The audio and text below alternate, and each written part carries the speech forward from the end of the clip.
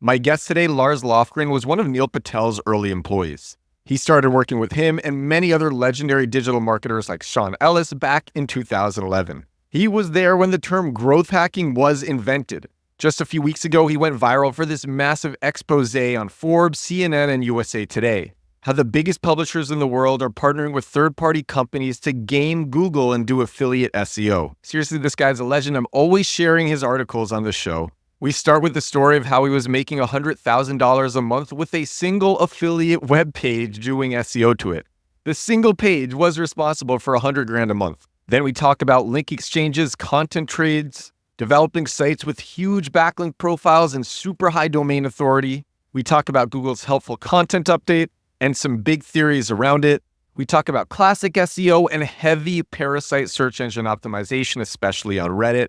Lars is such an OG marketer that just a few months ago, I had a video about Neil Patel's wardrobe go super viral. Neil Patel wrote an article about how he was spending $160,000 on clothes every year, and this was making him an extra $650,000 in profit. This article went crazy viral, but was taken down. And so I make a video on this article. I found it on Wayback Machine, and my hook for the video, the opening was, I can't believe this article was taken down because it went so viral when it first came out. And Lars Lofgren is such an OG that he literally was the dude who took down the article. And I learned that only after recording this. We were talking and he shared that. And I'm like, okay, this has to go in the introduction. Lars is an OG. Without further ado, here's the pod. So you have a crazy marketing story.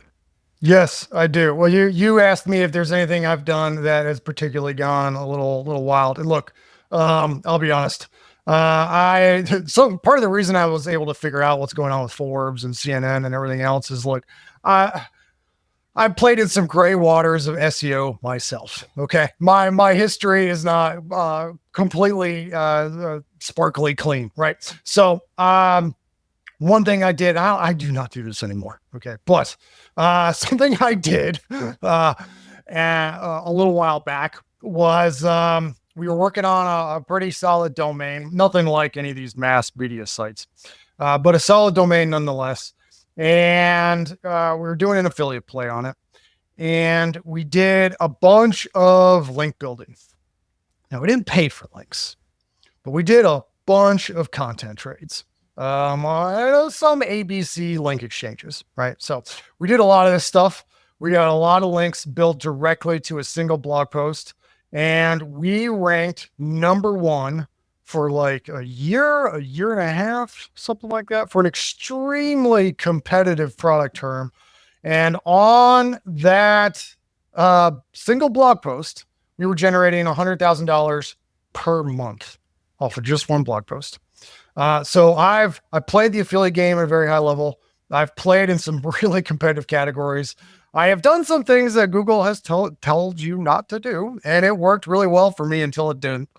Anyway, that's probably my most standout crazy win across my SEO career so far. I've had some other big wins, but nothing quite like that, and nothing with that amount of revenue.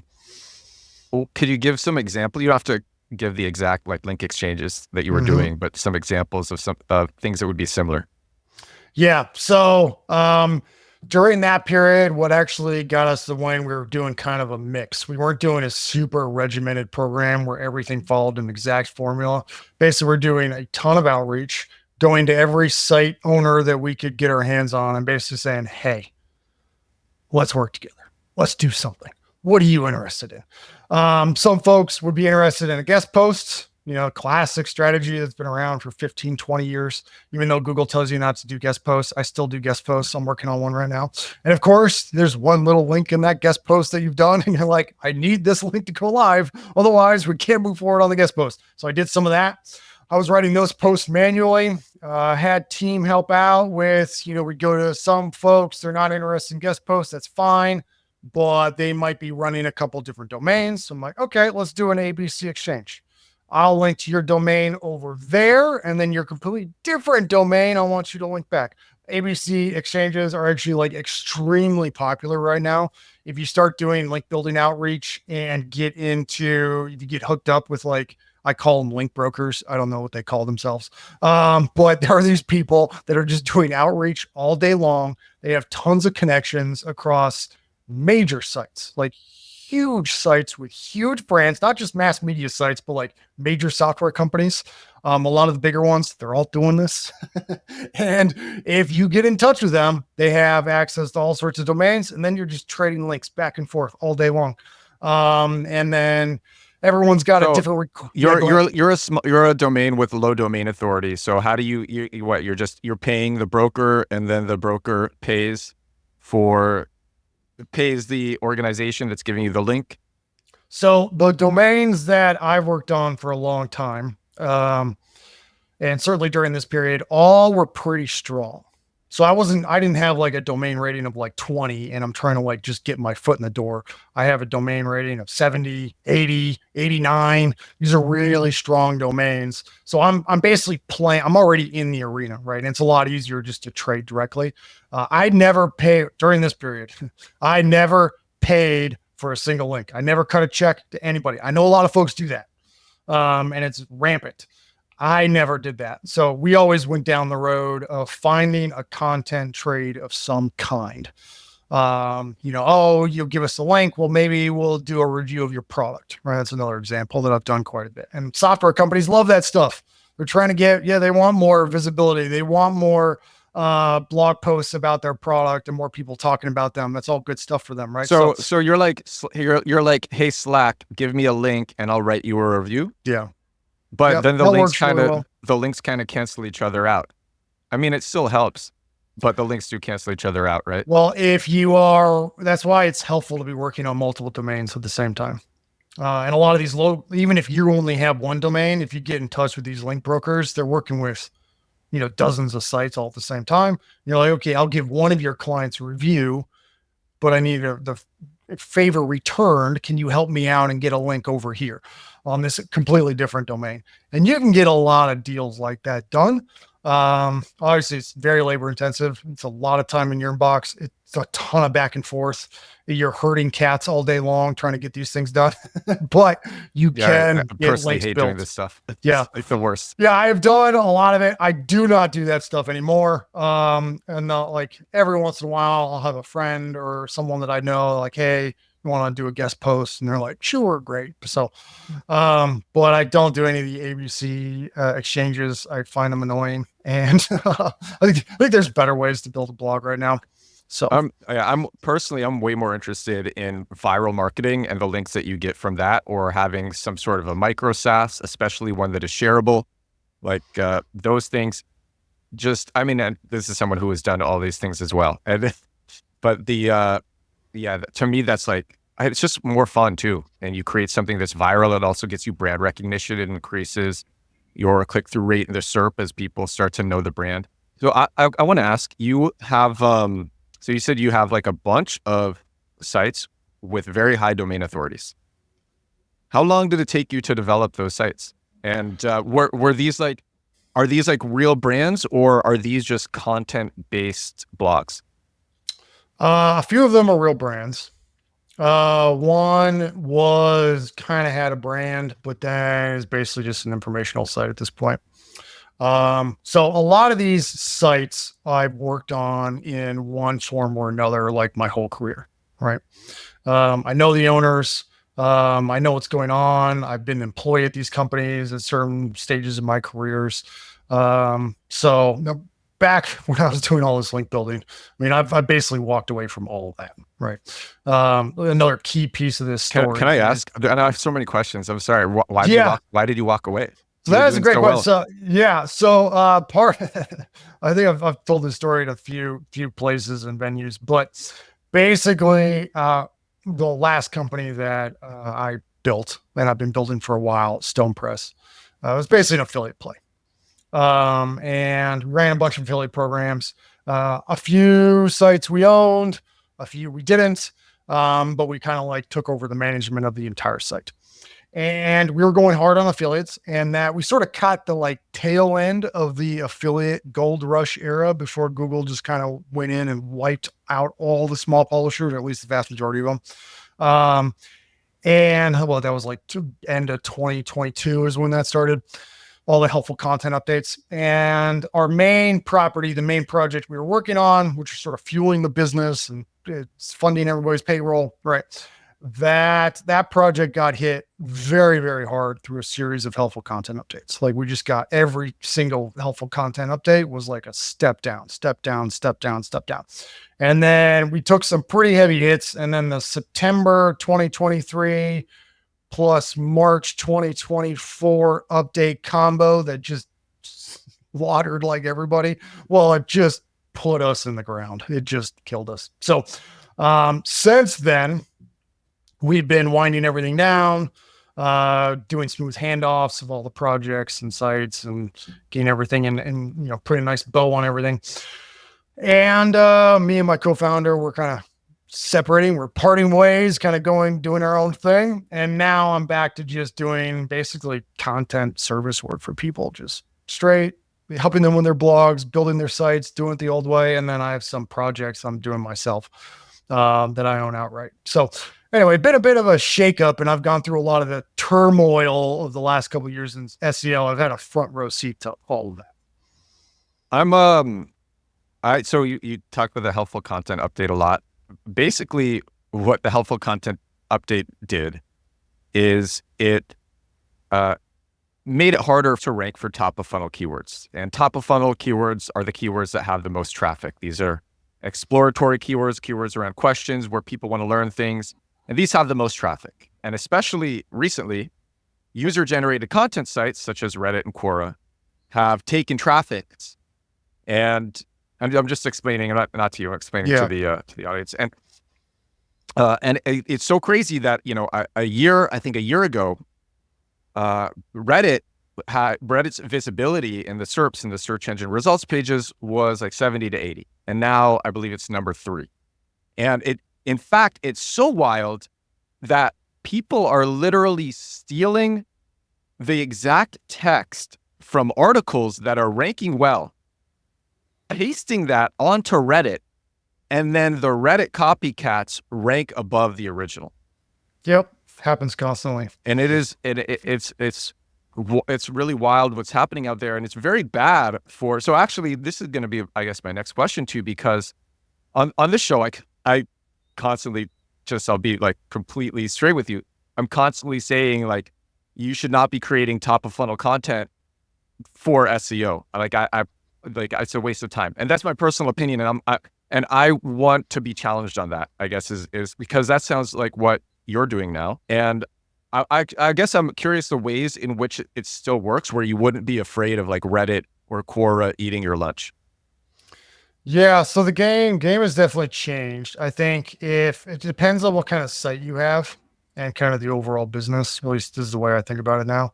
Like if I was trying to do an informational site from scratch, that's a really, really hard road now.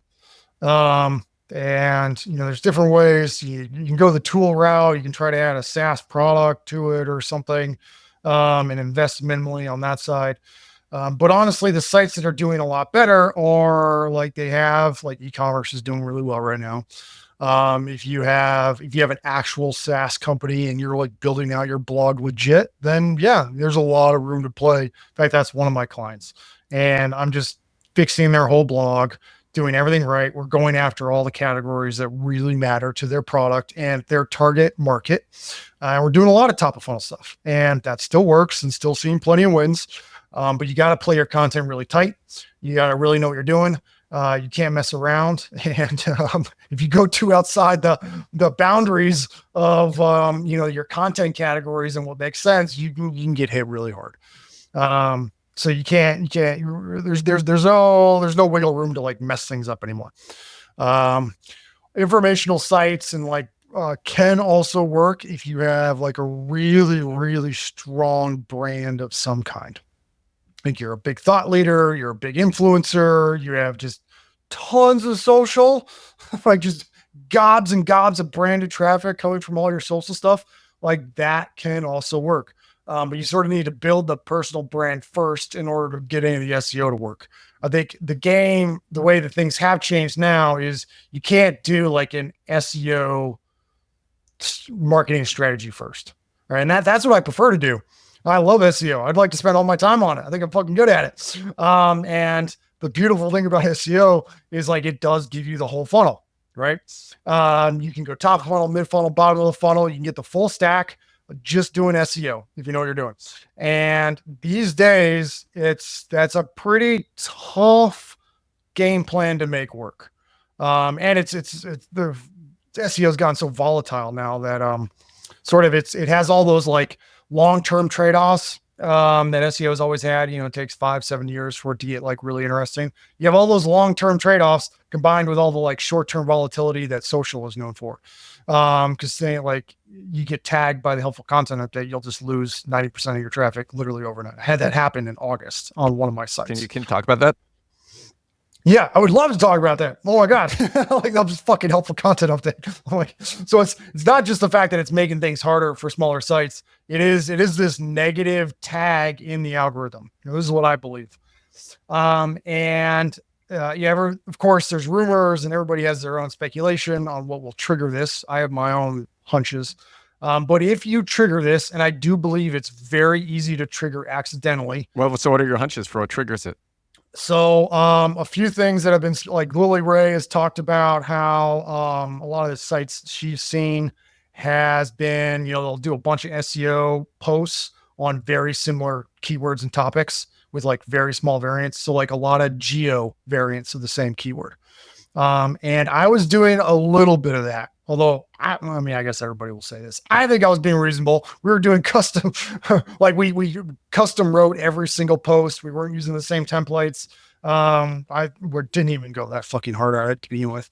But if you have like too much content that's around a very similar type of keyword, I think you can trigger that helpful content update. And the real thing here, regardless of like what you think might trigger it, the really brutal part about this helpful content update is that it is basically a manual penalty, right? It is that severe of a hit on your site. I think I was trading some comments with someone on LinkedIn recently, and I was saying, yeah, you know, moderate SEO hit these days is like 20, 30, 40% drop. Like, that's just moderate. That's sort of like the price of plain SEO now. That happens all the time. And she was like, oh my God, that's so severe. I'm like, yeah, 10 years ago, I would have told you that's a really severe hit. I've been through 40% hits in the past. And I'm like, wow, that's really rocked me and the whole team. But now I'm like, a 40% hit is nothing. That doesn't even like get me stressed out. The helpful content update, if you get that tag, your site will literally drop by 90% overnight. That can, at the more severe case. The other site that I was working on, right, I do also believe is tagged by the helpful content update. I mean, that dropped by like 95% in like a year and a half through a series of updates as they kept dialing the helpful content update up. It just got hit. And so one of the other, like how you know you have that helpful content update tag is if you are doing any sort of like basic branded searches for your stuff. Or the other one that I've seen firsthand quite a bit is, let's say, like one of your core content categories. Let's say you do a branded search for that category. Let's say you have like an e-commerce blog and you're just like you're like your site name, e-commerce. Just give me all the core e-commerce content, a very basic search query that should be very straightforward and give you your like, yeah, roughly all the posts with the strongest page authority in that category, right? That's what you'd expect. When you get the helpful content update, your core pages, they don't even show up. They just disappear. They might not even be there. With your brand name, even with your brand name. With your brand name, yes. Oh, wow. I'm not talking about a generic head term in Google. I'm talking about you're doing branded searches for your own topics and you can't find your core content. It just disappears. I had like I have an HR site that I've been working on for a little while, been doing all the content, and doing this thing clean. This is what it's called, HR advice. It got hit by the helpful content update in August. So a couple months ago. And I went from ranking #1 for HR advice, branded term, the exact match keyword, makes sense. And I think it's a backup a little bit now, but it dropped almost off of page 1 right after I got the helpful content update, and all sorts of stuff that has nothing to do with the keyword is ranking, right? And it's a pretty like low difficulty random keyword that I shouldn't have any trouble with. and I just get nuked on all of my like actual core stuff. Why do you think you got tagged? Why do you think you got hit? So on that one, I think it was a combination of two things. I like I said, I had some of those geo keywords since it's H role or the HR space. There's a lot of like regulations that are state dependent, like payroll, PTO, and I was having some wins with that stuff, and I was like, oh, all right, let's keep doing this. Google likes it. People seem to like it. And focusing really heavily on content quality while I was doing it. And then I think I posted a little too much. I mean, only maybe 10, 15% of the site was content like that, with like, the same general topic, but just variants. And then I did have some old affiliate content that was on there. It wasn't even monetized. It was more just product review content. It was shitty. It was thin. Again, this was only maybe 10, 15% of the site, right? So even if I'm being like really hard on my shelf, maybe 30% of the site was like a little shaky. The rest was like good. And I was rewriting most of the site by hand all summer long. And I'm like almost double traffic by just doing updates and getting really dialed in on search intent and content quality. It was going really well. And I was doing all the right stuff. Everything Google tells you to do, I was doing it all. Wasn't doing anything shady. I was like, okay, let's do this real way. And then my hunch is that just the two combinations of that stuff, some old affiliate content that I hadn't gotten around to rewriting yet, combined with some similar keywords across geos. My hunch is one of those two things triggered it. Even though it was a minority of the site in both cases.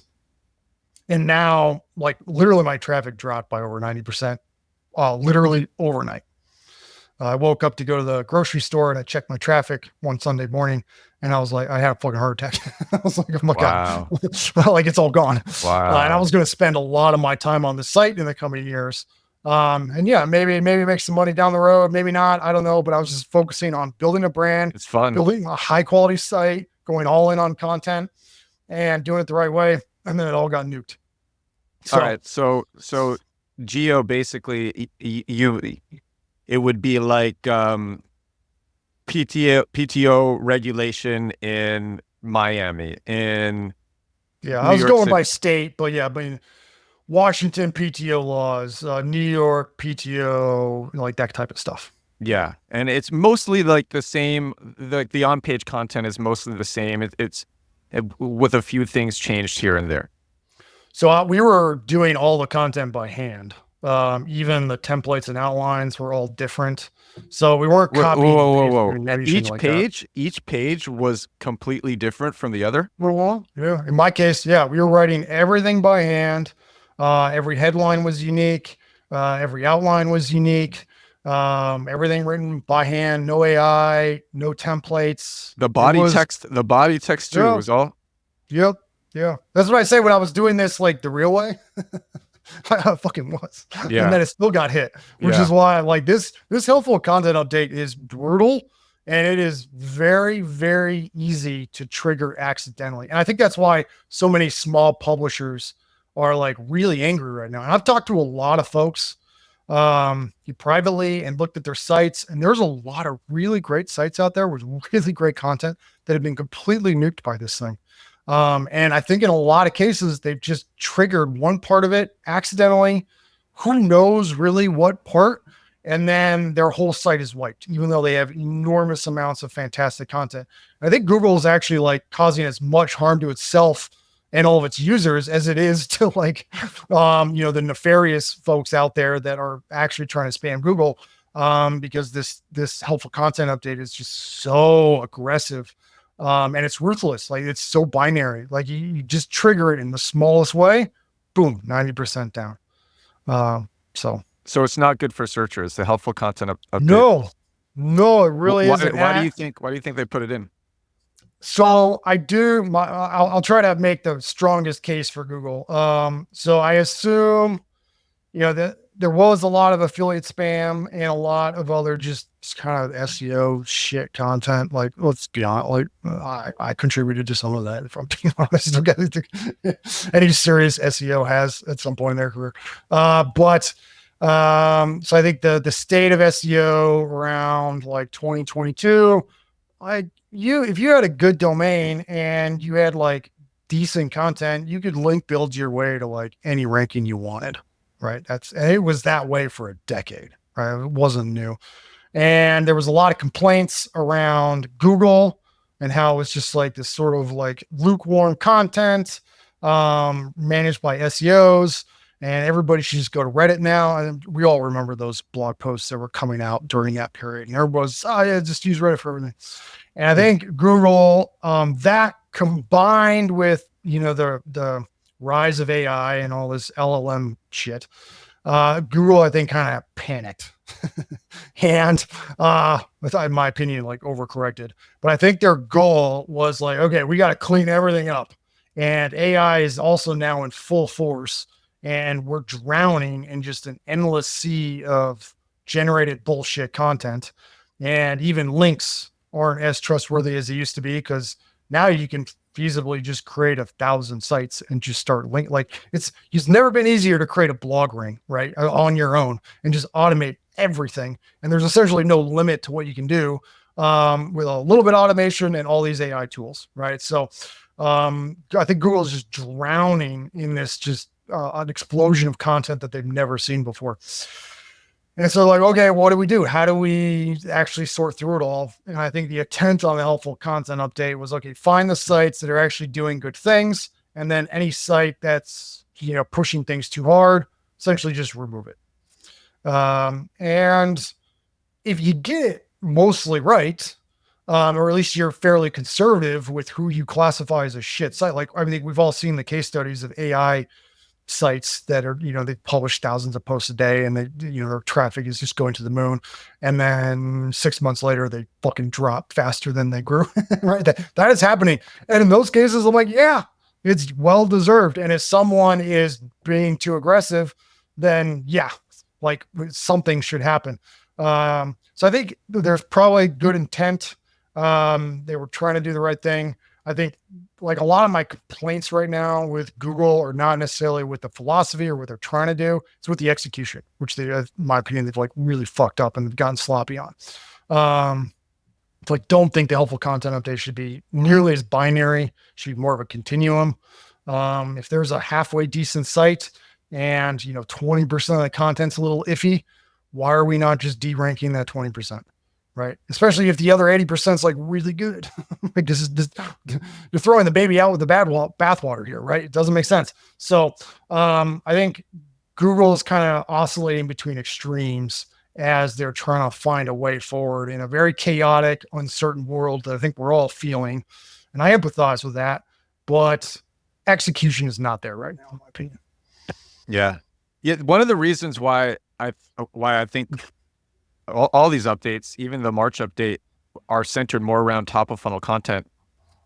It's because I have top of funnel content sites and I have bottom of funnel content sites, and they're pretty much like split between like, this is exclusively the keywords that we're going after are bottom of funnel, and these other keywords are exclusively top of funnel.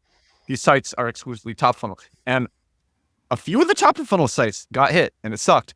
But what's crazy is all of the bottom of funnel sites, all of the sites that are going after bottom of funnel keywords, not only did they stay steady, a bunch of them increased and started getting more traffic for the bottom of funnel, like purchase intent keywords. And which is why like seems, yeah. Well, so what something Google's doing that might be benefiting you, I think it's stupid personally, but Google's decided to do it.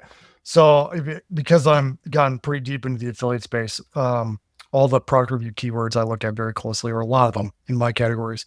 And in the biggest changes in the last year and a half, there's been 3. First one is Reddit is everywhere. We all know that. Second one is all the mass media sites rank for everything on all the product review keywords. We all know that. But the third one, which gets talked about less and is helping a lot of e-commerce sites and a lot of SaaS companies right now, is Google has decided to try to, when you search for best something, because they like best project management tool, Google has decided to try to pick certain tools to recommend. And I know we've seen those like, there's all those different like fucking boxes in SearchNet that may like list different products.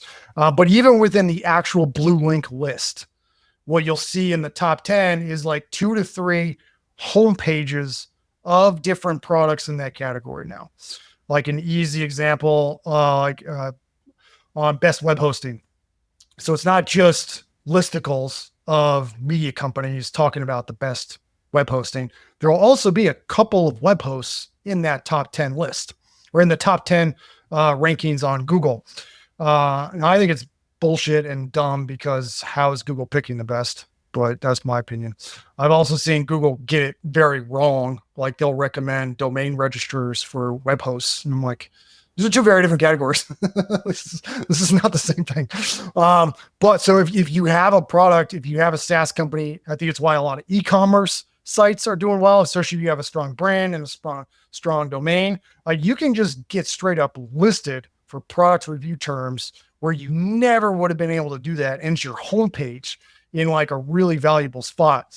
And it's not like these sites did a bunch of link building and just Google decided, hey, let's feature these products for some really valuable terms. So if you have the right type of site, it's now easier than ever to get a ranking you've never been able to get 3 years ago. So basically the landscape on these high intent purchase terms has completely changed. Mass media, Reddit, or getting a link, just featured directly if your product is in that category, or if Google gets it wrong and you're category adjacent, right? So that's what I'm seeing. I want to know what let's switch from Google sucks to I want to hear let's talk about some inspiring wins and some things that you're seeing that get you hyped, that get you motivated. Yeah. So I've been talking a lot of shit about Google lately, but there are parts of the algorithm that make sense to me. And I think the effort to reward is clear. And Google's essentially doing the right thing. A lot of the domains I'm working on right now, a lot of them are pretty old. They have tons of old content that was generated in a completely different era of search and blogging and SEO. And when I go clean that stuff up, or do a genuine content update, and I'm like, okay, what do people actually want with this keyword? Let's do the real work. Let's go write this thing like by hand, by someone that knows what the fuck they're talking about. Let's not do the AI shit. Let's do it the real way. And I get pop after pop after pop after pop. And that's what was kind of encouraging to me this past summer when I was working on my HR site, HR advice, is I rewrote 30 posts by hand over the course of like 2 or 3 months.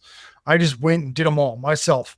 And I have a lot of experience with HR and managing HR, and these are things I have strong opinions on. And I was like, okay, I'm just going to go do my thing.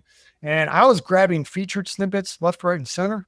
I was getting ranking boosts, on post after post after post. Occasionally I'd have a post that wouldn't move, and I'm like, okay, that's a miss. But the vast majority of them, I got some real movement out of that site. So I think like the page by page algorithm, like it makes a lot of sense.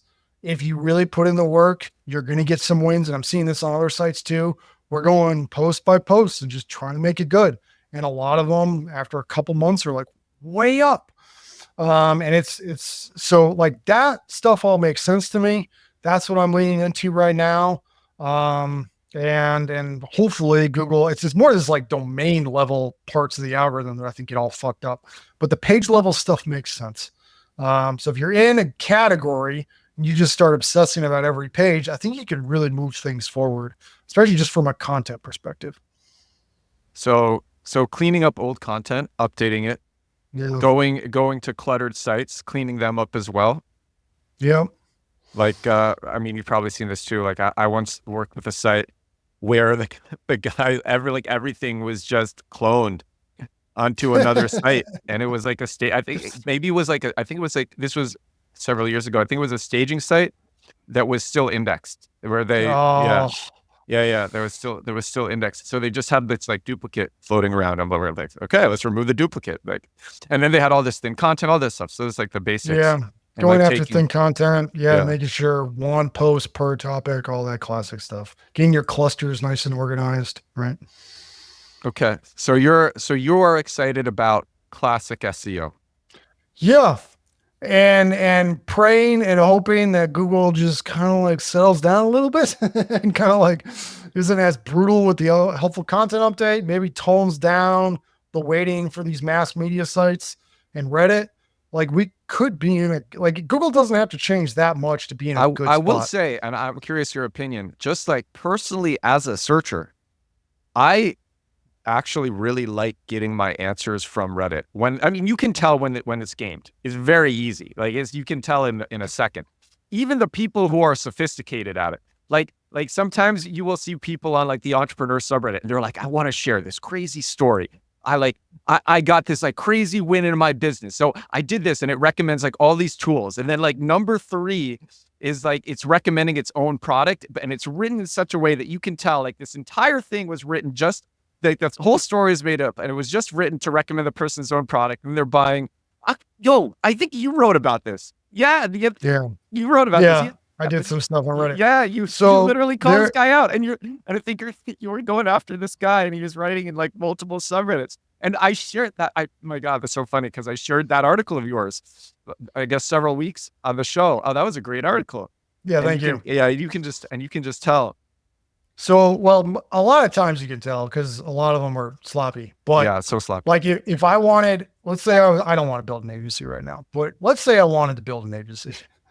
What I would do is I would start a Reddit marketing agency. And then I would start hitting up every single SaaS company I could find. And I would say, hey, we are going to, we're going to be really subtle about this. And you're going to pay me like a pretty nice retainer. And then me and my team are just going to lurk and watch every single subreddit that is important to your category and your target market. I'm sure you know some of them. We'll go figure some of them out ourselves. And here's what we're going to do. We're just going to sit in those subreddits all the time. We're going to watch every single thread as it gets posted. And my team, which will have kind of an army of just alts, just fake Reddit accounts. What we're going to do is anytime anyone mentions the product category at all or asks for recommendations of any kind, one of my employees is going to sit in there and just say, hey, I've had really good luck with X. Something really short, something really authentic. It's not going to be this big. We're not going to link either because that's how people get caught. We're not going to fucking link. We're just going to mention your product. And then the rest of my team, they're going to swoop in and upvote. And they're just going to get ahead of the wave. And we're going to do this again and again and again over the course of like 6 to 12 months. And you're going to go from no one having ever heard about you to the entire category, your entire target market having heard about you. And because this stuff ranks so well in SEO, suddenly you'll be popping up all over Google. And we're not going to build links. And AI trains off of it. And AI trains off of it. And you're just going to give me a fat retainer to essentially just spoil the data pool. And we're going to be really, really subtle about it. No one will ever fucking know. That's exactly what I would be doing today if I wanted to just like make a bunch of money and like I had no scruples. But that's the playbook right now, which is wild to me. And it will really work. I mean, you see it all the time. Now it's not just like, oh, look, be skeptical of Reddit posts that rank. And then there's a bunch of like scammy affiliate marketers in there trying to like make some quick cash. It's all, you now have to be skeptical about like every single product question on Reddit. And the sophisticated ones, they're not going to go for the affiliate revenue. They're going to get paid by the companies themselves. Like I know of people that are selling services like this to VPs of marketing at different SaaS startups to get going. And I understand why they're doing it because it fucking works. It's going to work really well. So, and you'd never be able to know, right? Like maybe you could piece something together if you went through the entire comment history of a particular user. But again, if the operators are even somewhat fluent in Reddit, and there's a lot of marketers that know Reddit because we grew up with Reddit, they're going to play that carefully too. And maybe something will feel slightly off, but you'll never be able. Yeah, totally. That's Probably one of the greatest plays, one of the greatest like black hat plays right now is doing that, Yeah. which is Yeah. And which is shame. it is. If I was a VP marketing or some CMO at a SaaS startup and we took a bunch of funding and we're going hard, I would absolutely be doing this right now. Some are literally just doing it themselves without agencies. They just like literally hire people from like Fiverr or Upwork who have Reddit accounts, and then they're like, hey, listen, we're gonna onboard you, and it's like in low GDP places, and they're like, listen, we're gonna onboard you for the next week or month, depending on the sophistication of the market and the brand. And we're going to onboard you, and like you're just going to learn everything about this. And then like, oh, we're just going to pay you every month. And all that you do is like every 5 posts, every 5 comments or so. And you want to make it variable, so there's no discernible pattern. You're writing a comment about that brand, recommending that brand. And like you said, they're like these people are just sitting in Reddit all day long. And that's all that they do. They're just like hyper commenters. And when it's relevant, they'll even like buy upvotes to those comments. Yeah. And it's very hard to find that because they're not linking. Yep. If someone has just a little bit of restraint on Reddit, you can go to town and no one will ever know. Have you looked into SEO using other platforms such as YouTube or Instagram or TikTok? You mean going after the search functions within those platforms or using that content to rank in Google? Both. Yeah. So I, years ago, I helped a company build a YouTube channel. I think we got pretty far. I think we got to like 50,000 subscribers or something. I don't remember. Point is, yeah, I mean, a lot of folks are doing that. I'm always surprised I thought Google was going to go really, really hard on video, and they did for a while, checking like the mobile SERPs. There was a period where it was like all video, and I was like, oh shit. But they backed off of that quite a bit. So yeah, YouTube is still great, especially if you want to rank for terms. Dude, YouTube is crazy. Literally, YouTube Shorts show up in Google the next day. Like, crazy. The fucking short videos on Instagram like LinkedIn, too. It's all like I was getting feature snippets. I get feature snippets with Instagram. Yeah, that stuff is nuts. I think that's like within any era of like SEO, there's always like a format fad, right? So in every era, every few years, it's like a different fad where you kind of rank for everything super easily. And then it like disappears because Google realizes it maybe wasn't. I'll tell you a story of a really dumb mistake that I made, and this is why I'm not as open about successes as I used to be. And I thought it'd be okay. So I went to the Forbes Iconoclast Summit over the summer, and the last speaker was Ryan Reynolds, and he gave this great talk about branding and using stories and marketing, and his personal marketing strategy. And I recorded video. I was sitting up front, and it was a great seat. I recorded video, and that night I put up a video about Ryan Reynolds' marketing strategy. And I started the description with the Ryan Reynolds marketing strategy. And what I do is sometimes I consciously put keywords in. Most times I don't. But I'll think about what could be a keyword, and you put that in. Mm-hmm. But then what I do is I take the transcript from my video, because I edit it all in Descript, which gives me the transcript anyway. So I just copy that transcript, and then I paste that as a description for the video. So I always have long descriptions for my videos. So I have this opening sentence like Ryan Reynolds' marketing strategy is crazy or something like that. And then I have the transcript, which explains what his marketing strategy is. And a few hours later, when you Google Ryan Reynolds marketing strategy, my Instagram video is showing up with a feature snippet. And it's like all over, and I have people in different countries tested, and it was like, okay, cool. Like a few hours later, I'm ranking #1 with the feature snippet using Instagram for Ryan Reynolds marketing strategy. And I got really hyped about this. And I made another video because I make videos every day on TikTok and Instagram Reels and all these places, talking about marketing, showing what I'm doing, talking about digital marketing. So I get really hyped, and I make a video basically like saying, hey, look what I did.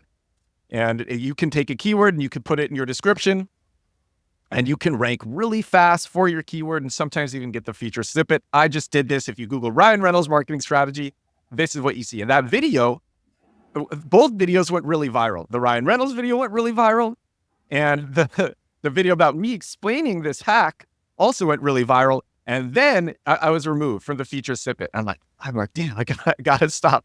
I gotta stop saying the keywords that I'm ranking for now. This is like not good.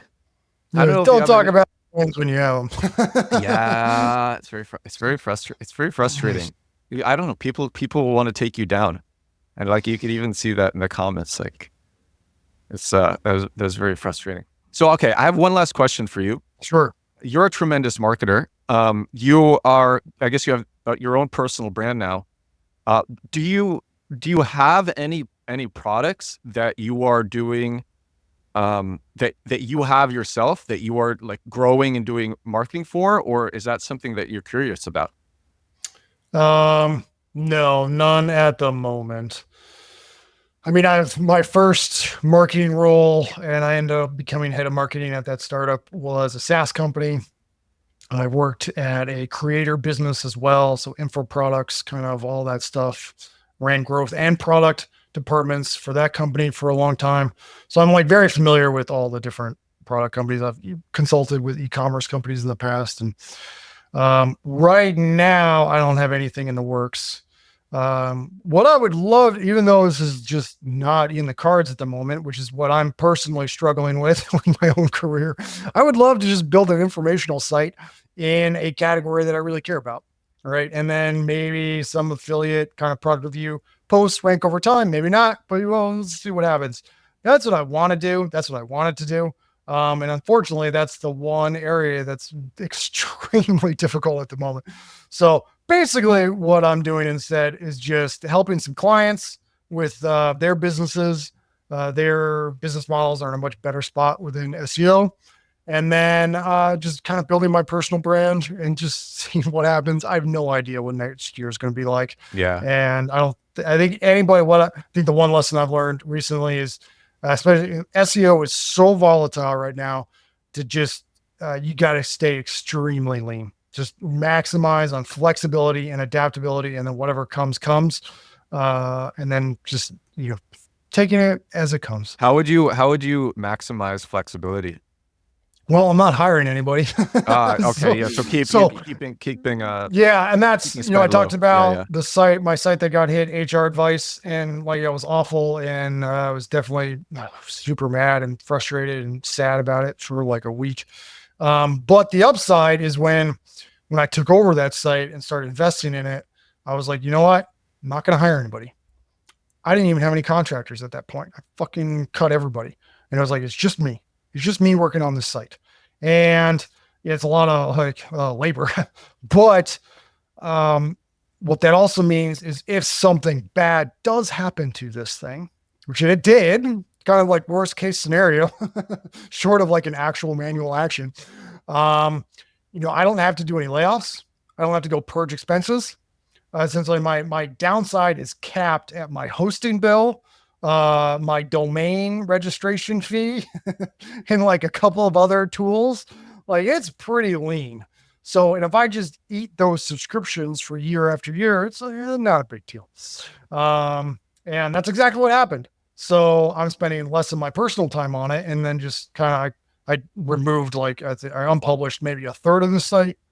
So we'll see if that helps during one of the future Google updates. But otherwise, I'm just letting it sit, bake, letting Google get its shit together. And like, to me, that's flexibility. I don't have to make something work on that site by a certain point. If Google reverses, great. Then I can go back to working on it. If that never happens, it's like, okay, my downside is capped. So if you're going the informational site route, regardless of what you want to do, that's a big component. The other thing that I've now accepted is I have to be in multiple channels. I'm a purist. I want to spend all my time in just SEO. I believe in power laws, right? If you put all of your energy behind one thing, you'll get further up the power law curve and go a lot further. But I also have to accept the fact that we're no longer in a world where that makes sense with Google. It's just too crazy. So I'm spending more of my time on LinkedIn. Yeah, LinkedIn's a good platform, but I'm still very bullish about Google, specifically with I have a SEO program called Compact Keywords, and it's entirely about bottom of funnel SEO. And it's just because literally all of my bottom of funnel sites have been going strong. And through all of the updates, literally they were created years ago. They're still going strong. And like, that is a channel. Bottom of funnel SEO specifically is something that I personally am like still so crazy hyped about. Top of funnel, you will not catch me going after top of funnel keywords. Nice. I don't want to be there. And you are like, for me, it's just like, I'm a great SEO, but even then it requires too much work. It's like, I think you and we can rank for like lots of keywords, even very competitive ones, but it's like, how much work are you willing to put in? And so, but the reason I asked you if you have your own product is because, like I talked to you and I'm like, man, this guy is such a good marketer. I mean, dude, I've literally read on this show your blog posts from like, I think from 2016. Like you wrote this, you wrote this blog post about how important headings are. I don't know if you remember that. That's a good post. Yeah, that was a great post, and I read that on the show. So I'm like, man, this guy knows marketing, and I just went. I don't know if you know who Chris Kerner is. He's a friend, and he's an excellent guy. And I just went on his show, on his podcast, and we talked about how is like now is the best time to be a marketer because the barrier to creation is so low, and it's like I don't know if you've seen the posts on X about how people are just using Cursor, Claude, and Replit and building all these like little micro SaaSes in like 20 minutes or a few days. And so one of the things, if I had more time, and it's just like, I make this podcast every day and I put up one to several videos every day and a newsletter every week. And so like, I don't have all the time that I wish I did, but I did, man, I would go so hard learning these AI tools and I would make, because dude, I believe in power laws too. I think so many people get completely distracted with shiny object syndrome. And like they spend all their time doing all these different things when if they had just stuck with one thing, they would be like way more successful. And so I'm like, man, this guy could literally like go hard for the next few weeks learning these AI tools, which is like the best spot to be in because they're only going to get better. You are only going to be able to build more sophisticated apps like over the coming years with these tools. It's only getting better and it's getting better fast. And then you have someone like you where like you could be a team of like one or two people. You could build the thing, get traffic to it with various channels and lots of SEO and like have a SaaS that's doing hundreds of thousands of dollars MRR and then, I mean, like I'll tell you from experience, I'm sure you get this too, with like these bottom of funnel keywords, you get enterprise requests. Like you get requests from people who represent thousands or tens of thousands or hundreds of thousands of users. And so I'm just like, man, Lars Lofgren, like this guy is such a beast. And I'm just like, man, if you had your own product, I'm just like sure that you would be crushing. And I mean, having the product or adding a product to your site, that's the SEO hack right now. So yeah, something that I'm passionate about. But yeah, dude, thank you for your time, for coming on. Like, I mean, dude, I read your stuff so much, and man, I'm honored to have Lars Lofgren on the podcast. Well, thanks. I'm honored to be invited. What was it like? What was it like to go so viral a few weeks ago with the Forbes expose? That was intense. I had to like go for a hike and just unplug. I deleted my LinkedIn app from my phone because it was just like too insane. It was nuts. Just endless comments and messages, and the vast majority were very heartfelt and genuine and great. And I really appreciate everybody that reached out. But yeah, going through a viral hit like that is being inside the eye of a hurricane or inside a tornado. That makes how much sense. did that increase your following?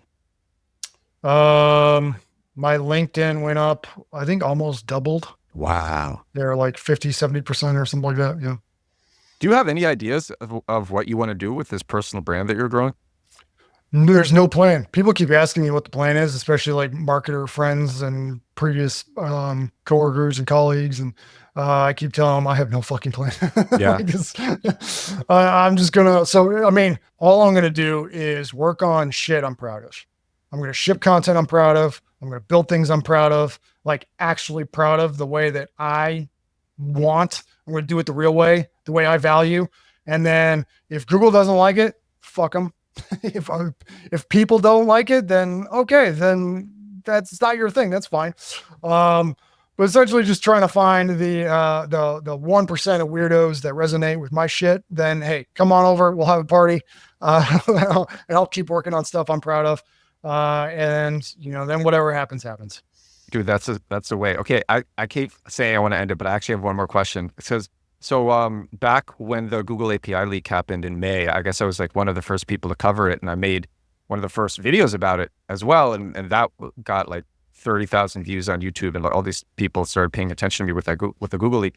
And I want to hear, like, what were your thoughts at the time, or do you still like? Yeah, I'm just curious what you thought about the Google leak when it happened. Yeah, obviously it's huge, big news. And I was looking at a lot of it, and I mean, maybe I'm just a cynical bastard at this point, but my main reaction while looking through all the documentation was like, duh. Like, That was mine too. Yeah, that was mine too. Yeah. And that's not to discount the leak or anybody that broke the leak and worked on all that stuff was amazing. Like I know so many SEOs were essentially gaslit by Google in like the last 10 years that no, we don't look at engagement. No, we don't look at this. No, we don't look at that. And then any halfway decent SEO is like, no, you have to. Like none of these rankings make sense and none of the movements make sense unless you're doing that stuff. So, and then of course the more vocal SEOs over the years have caught a lot of shit from Google when Google was in fact doing that exact stuff. So that I 100% agree with. And I feel like I'm going through a version of that myself when I'm looking at like content quality or domain, like how domains are rated in Google and how stuff is ranking, and Google saying, oh, we're looking for helpful content. We want we want all this other shit. And I'm like, no, you fucking don't. Like, I know that there's some doc in your internal company that says that's a priority, but how it's actually working is so divorced from that you've lost the fucking script here, right? This is not what's happening in Google like at all. And then of course every PR announcement from Google is like, oh no, we care about helpful content and needs. And you're like, no, you fucking don't. So anyway, I fully empathize. And there's a bunch of SEOs that do deserve an apology from Google. And I think now on top of that, there's an enormous amount of like niche and small publishers that also deserve an apology from Google because they have great sites, they have great content, and they've been nuked to oblivion. So it's basically, history doesn't repeat, but it rhymes. We're just going through the next phase of this. Maybe there'll be a leak, 5 years from now, that details like all the bullshit that's going on currently. So anyway. It's a crazy time. Lars Lofgren, thank you so much for coming on. Yes, thank you. This is episode 470 of my daily digital marketing podcast. Thank you so much for watching. If you are watching on YouTube, thank you so much for listening. If you are listening on Spotify or Apple Podcasts, and I will talk to you again tomorrow. Bye now.